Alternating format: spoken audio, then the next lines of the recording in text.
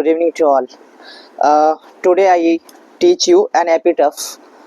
यह एक चैप्टर है जो क्लास 12th की बिहार बोर्ड की चैप्टर है इंग्लिश की, जिसका नाम है एन एपिटाफ। यह इसका हिंदी अर्थ जानते हैं।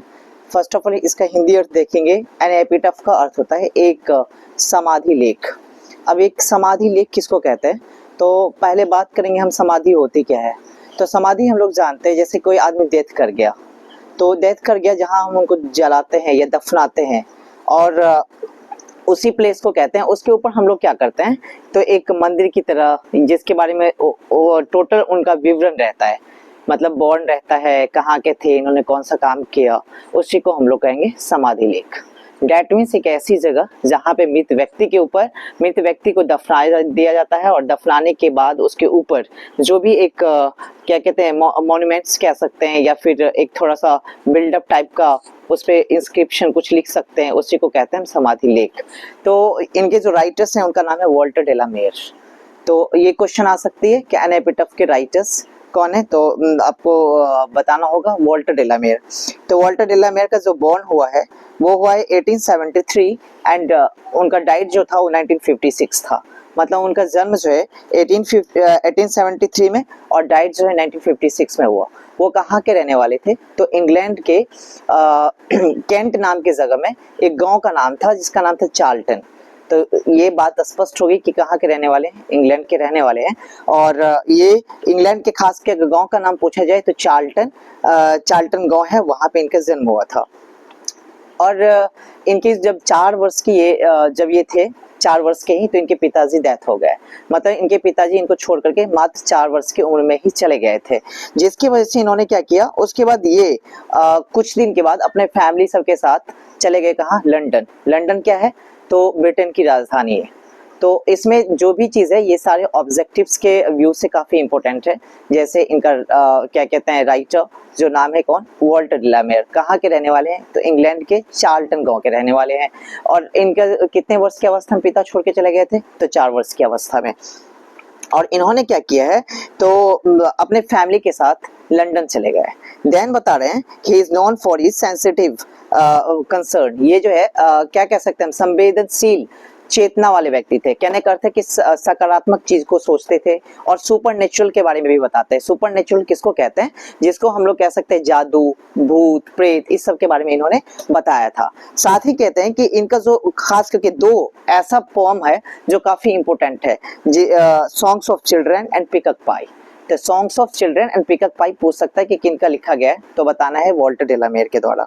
और ये जो है, ये खास करके ये जो चैप्टर्स बताने जा रहे हैं एन एपिटाफ, ये जो है क्या है, एक मिलनचोली है। मिलनचोली कह सकते हैं मतलब उदासी है, उदासी अवस्था में इन्होंने बताया है। यह एक वन साइडेड लव के बारे में बताया है, मतलब एक तरफा प्यार कह सकते हैं इसको। ये राइटर्स जो हैं वो एक तरफा प्यार करते हैं एक वुमन से, और उसी के बारे में इस चैप्टर में बताया गया है। इनको जो एक अवार्ड भी मिला है, वो अवार्ड कौन सा है, तो ऑर्डर ऑफ मेरिट अवार्ड है, जो 1953 में क्वीन एलिजाबेथ II ने दिया था। चलिए लेट्स स्टार्ट चैप्टर को हम स्टार्ट करते हैं। इस पोएम को पढ़ते हैं कि इसके बारे में क्या बताया गया है। देखिए कहा गया है एन एपिटाफ, एक समाधि लेख।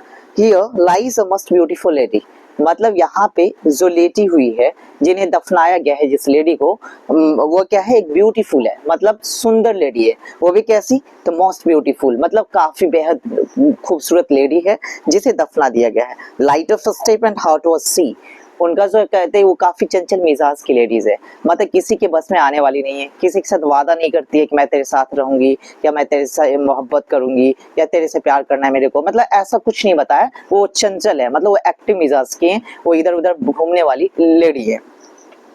आई think she was the most beautiful lady, मतलब यहाँ पे वॉल्टर डेलामेयर जी है ना, वो कह रहे हैं कि आई थिंक, मतलब मेरा मानना है, वो जो लेडी है ना वो बहुत ही बेहद खूबसूरत लेडी है। देन कहा गया है कि that ever was in the west country, शायद ही पश्चिमी देश में वैसी कोई लेडी हो। कहने का अर्थ है कि ये जिनसे मोहब्बत कर रहे बेइंतहा मोहब्बत, ये लेडी जो है वो क्या है, इतनी खूबसूरत है इनके लिए कि वेस्ट कंट्री में इनके जैसा कोई है ही नहीं। वेस्ट कंट्री की बात की जाए तो कहाँ का, तो पश्चिम यूरोप कह सकते हैं आप, उत्तरी अमेरिका कह सकते हैं, उस सब के बारे में। बट ब्यूटी वैनिसेस, लेकिन का कहना है कि ये जो सौंदर्य है ना वो खत्म हो जाती है, गायब हो जाती है। ब्यूटी पैसेस मतलब सौंदर्य जो है खत्म हो जाती है, मतलब क्योंकि ये देखिए कोई बचपन में रहता है, फिर मॉडर्न यंग एज में आता है, फिर धीरे धीरे मतलब ओल्ड हो जाती है। इसमें क्या कहा गया कि ब्यूटी जो है वो सुंदर की चेहरा मतलब क्या कहते हैं, फेस का जो ब्यूटी है वो खत्म हो जाता है, गायब हो जाता है। हाउएवर रेयर इट बी, चाहे वो कितने भी दुर्लभता क्यों ना हो, ये समाप्त हो जाती है। लेकिन प्रेम जो है वो कभी समाप्त नहीं होता। ये कहाँ पे जाके कह रहे हैं, उनके ग्रेव पे, जहाँ पे जिस कब्र में उनको डाला गया है, मतलब वो लेटी हुई है, सोई हुई है, मतलब डेथ कर गया, वहां पे जाकर कह रहे हैं एंड व्हेन आई क्रम्बल, अगर मैं मर जाऊं, Who will remember, मतलब तुम्हें कौन याद करेगा। किसको, वो लेडी को जाकर कहते हैं जिन्हें ये वन साइडेड लव करते थे, जिस लव को वो लेडी ठुकरा भी दी है। मतलब जब वो जीवित थी, लिविंग लाइफ थी उनका, तो उस टाइम में क्या कहते हैं राइटर, ये वॉल्टर डेलामे के प्यार को ठुकरा दिए।